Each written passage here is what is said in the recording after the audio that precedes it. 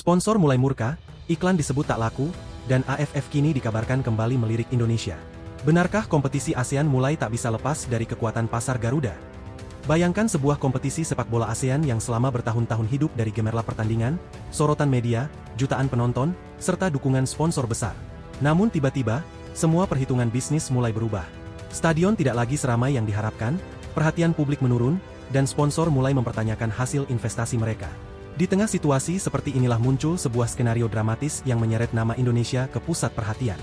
Namun sejak awal perlu ditegaskan, cerita tentang AFF sampai ngemis ke Indonesia, dan tuntutan ganti rugi sponsor miliaran rupiah dalam narasi ini adalah sebuah dramatisasi untuk kebutuhan pembahasan. Bukan klaim bahwa telah terjadi gugatan resmi dengan nilai tertentu apabila belum ada bukti atau pernyataan resmi dari pihak terkait. Selama bertahun-tahun, Indonesia memang memiliki posisi yang sangat penting dalam sepak bola Asia Tenggara. Bukan hanya karena jumlah penduduknya yang besar, tetapi juga karena fanatisme masyarakat terhadap tim nasional. Ketika Garuda bertanding, pertandingan tersebut mampu berubah menjadi sebuah peristiwa nasional yang dibicarakan dari rumah, warung kopi, stadion, media sosial hingga berbagai platform digital. Kekuatan seperti inilah yang membuat Indonesia memiliki nilai komersial yang sangat besar. Sponsor tidak hanya melihat jumlah penonton di stadion. Mereka juga melihat jumlah penonton televisi, penayangan digital, interaksi media sosial, pemberitaan, hingga potensi konsumen yang dapat dijangkau melalui sebuah pertandingan. Bayangkan jika sebuah kompetisi kehilangan sebagian besar perhatian publiknya. Logo sponsor masih terpampang di papan iklan, jersey, backdrop wawancara, bahkan layar stadion. Namun pertanyaan besar kemudian muncul. Apakah semua itu benar-benar menghasilkan dampak komersial seperti yang dijanjikan? Pertanyaan tersebut menjadi semakin penting karena dunia olahraga modern tidak hanya berbicara mengenai kemenangan dan kekalahan. Di balik sebuah turnamen terdapat kontrak, hak siar, sponsor, tiket, pemasaran, promosi, serta target bisnis yang harus dipenuhi. Ketika salah satu bagian tidak berjalan sesuai rencana, efeknya bisa merembet ke seluruh ekosistem kompetisi. Dalam skenario dramatis ini, sponsor mulai melakukan evaluasi. Mereka melihat laporan penonton, tingkat interaksi, jangkauan iklan, serta performa kampanye yang sudah dijalankan. Kemudian muncul pertanyaan yang sederhana tetapi sangat berat. Apakah investasi yang dikeluarkan sudah memberikan hasil yang sepadan? Jika jawabannya tidak sesuai ekspektasi, tekanan tentu bisa meningkat. Sponsor dapat meminta penjelasan, melakukan negosiasi ulang, atau mengevaluasi kerjasama untuk periode berikutnya. Bahkan dalam kondisi tertentu, persoalan kontrak dapat berkembang menjadi pembicaraan mengenai kompensasi. Tetapi sekali lagi, angka miliaran rupiah yang muncul dalam cerita ini bukanlah fakta hukum yang boleh dianggap sudah terbukti tanpa dokumen atau pernyataan resmi. Lalu muncullah satu nama yang sulit diabaikan ketika berbicara tentang pasar sepak bola ASEAN, yaitu Indonesia. Negara dengan basis supporter yang sangat besar, komunitas sepak bola yang aktif, serta ekosistem digital yang mampu membuat sebuah pertandingan menjadi viral hanya dalam hitungan jam. Ketika timnas Indonesia bermain, perhatian publik bisa meningkat secara drastis. Media olahraga langsung bergerak, konten kreator membuat berbagai pembahasan, supporter memenuhi media sosial, dan pertandingan menjadi topik yang terus diperbincangkan bahkan sebelum peluit pertama dibunyikan. Inilah yang membuat nilai Indonesia tidak hanya berada di dalam lapangan. Kekuatan Indonesia juga berada di luar lapangan. Ada kekuatan pasar, kekuatan media, kekuatan komunitas, dan kekuatan fanbase yang mampu memberikan dampak besar terhadap sebuah kompetisi. Bayangkan sebuah pertandingan ASEAN yang awalnya hanya mendapatkan perhatian biasa. Kemudian Indonesia masuk ke dalam pertandingan tersebut. Tiba-tiba pemberitaan meningkat. Tiket mulai diburu. Media sosial menjadi ramai. Konten mengenai pertandingan bermunculan. Sponsor mendapatkan lebih banyak ruang untuk memperkenalkan produknya. Dalam perspektif bisnis olahraga, kondisi seperti itu tentu sangat menarik. Karena semakin besar perhatian publik, semakin besar pula peluang sponsor mendapatkan exposure. Dan semakin tinggi exposure, semakin besar pula nilai komersial yang dapat dibangun dari sebuah kompetisi. Maka muncullah kalimat dramatis yang kemudian menjadi bahan pembicaraan, AFF sampai kembali ke Indonesia. Kalimat tersebut jangan dipahami sebagai fakta bahwa AFF benar-benar memohon atau mengemis kepada Indonesia. Ini adalah gaya bahasa untuk menggambarkan betapa pentingnya pasar Indonesia dalam ekosistem sepak bola kawasan. Sebab pada akhirnya, kompetisi sepak bola membutuhkan penonton. Kompetisi membutuhkan sponsor. Kompetisi membutuhkan hak siar. Dan semuanya saling berhubungan. Tanpa perhatian publik yang besar, nilai komersial sebuah turnamen bisa ikut mengalami tekanan. Namun Indonesia juga bukan pihak yang harus menerima semua tawaran begitu saja. Jika suatu kompetisi ingin mendapatkan dukungan besar dari pasar Indonesia, tentu harus ada timbal balik yang jelas. Pengelolaan harus profesional, pertandingan harus berkualitas, jadwal harus jelas, dan supporter harus mendapatkan penghormatan.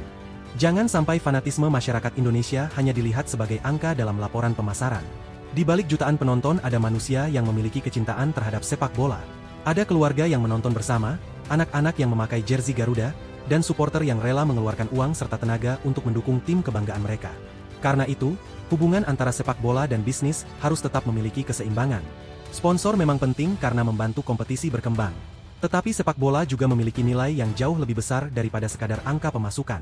Ada sejarah, identitas, kebanggaan, dan emosi jutaan manusia di dalamnya. Kembali ke skenario utama, tekanan semakin terasa ketika sponsor mulai meminta hasil yang lebih jelas. Mereka tentu ingin mengetahui bagaimana sebuah kompetisi mampu mempertahankan perhatian publik. Apakah strategi pemasaran berhasil? Apakah jumlah penonton meningkat? Apakah hak siar memberikan dampak? Dan apakah pasar utama ASEAN masih memberikan respons positif? Di tengah pertanyaan tersebut, laporan mengenai Indonesia kembali menjadi perhatian. Jumlah penduduk yang besar, popularitas sepak bola yang tinggi, serta aktivitas digital yang sangat kuat membuat Indonesia menjadi pasar yang sulit dilewatkan. Bahkan satu pertandingan timnas Indonesia bisa menghasilkan ribuan pembahasan di internet. Ada analisis pertandingan, komentar pemain, reaksi supporter, cuplikan gol, perdebatan taktik, hingga berbagai konten kreator yang ikut mengangkat pertandingan tersebut.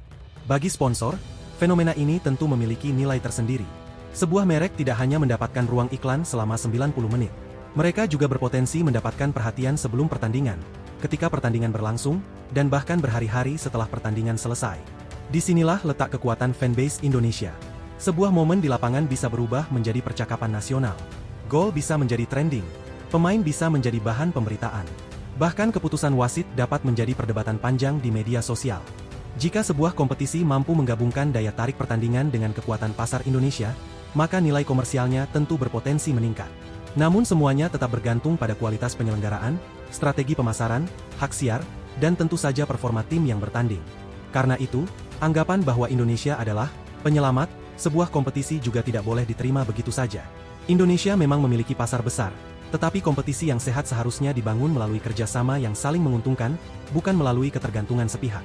Indonesia juga memiliki kepentingannya sendiri. Tim nasional membutuhkan kompetisi yang berkualitas untuk berkembang. Pemain membutuhkan lawan yang kompetitif. Supporter membutuhkan pertandingan yang aman dan profesional. Dan federasi membutuhkan sistem kompetisi yang mampu memberikan manfaat jangka panjang. Sementara itu, negara-negara ASEAN lainnya juga memiliki kekuatan masing-masing. Thailand memiliki tradisi sepak bola yang kuat. Vietnam berkembang sangat pesat. Malaysia memiliki basis supporter yang besar. Filipina terus membangun sepak bolanya. Artinya, masa depan sepak bola ASEAN tidak hanya bergantung pada satu negara. Namun ketika berbicara tentang ukuran pasar dan potensi perhatian publik, Indonesia memang memiliki keunggulan yang sangat sulit diabaikan. Itulah sebabnya setiap strategi komersial di kawasan ASEAN hampir pasti harus memperhitungkan Indonesia. Bayangkan kembali ruang rapat yang menjadi awal cerita. Para petinggi kompetisi melihat laporan sponsor, angka penonton, performa media sosial, dan proyeksi hak siar. Kemudian muncul satu pertanyaan besar. Bagaimana cara mengembalikan perhatian publik? Seseorang kemudian menyebut Indonesia. Ruangan kembali hening. Semua orang memahami bahwa membawa Indonesia ke dalam sebuah kompetisi berarti membuka pintu menuju salah satu basis pasar sepak bola terbesar di kawasan. Tetapi keputusan tersebut tentu tidak sederhana. Indonesia dapat memiliki syarat, kepentingan, serta pertimbangan sendiri. Jika ingin bekerja sama, semuanya harus dibangun secara profesional dan transparan. Tidak boleh ada pihak yang hanya mengejar keuntungan sementara pihak lainnya menanggung kerugian. Pada akhirnya, cerita ini memberikan satu pelajaran penting. Sepak bola modern memang tidak bisa dipisahkan dari bisnis. Sponsor membutuhkan penonton, penyelenggara membutuhkan sponsor, sementara supporter membutuhkan kompetisi yang berkualitas. Ketiganya harus berjalan bersama agar ekosistem sepak bola tetap sehat. Jadi, apakah benar AFF sampai mengemis kepada Indonesia setelah sponsor mengalami kerugian miliaran rupiah? Sampai saat ini, jika tidak ada bukti resmi mengenai gugatan atau tuntutan dengan angka tertentu, jangan menganggap narasi tersebut sebagai fakta. Anggaplah ini sebagai skenario dramatis yang menggambarkan betapa besar potensi pasar Indonesia dalam sepak bola ASEAN. Namun satu hal yang tidak bisa dibantah adalah besarnya kekuatan sepak bola Indonesia. Ketika Garuda bermain, perhatian jutaan orang dapat tertuju pada satu pertandingan. Dan di era ketika perhatian publik menjadi aset paling berharga, kekuatan tersebut tentu memiliki nilai yang sangat besar. Pertanyaannya sekarang justru menjadi lebih menarik.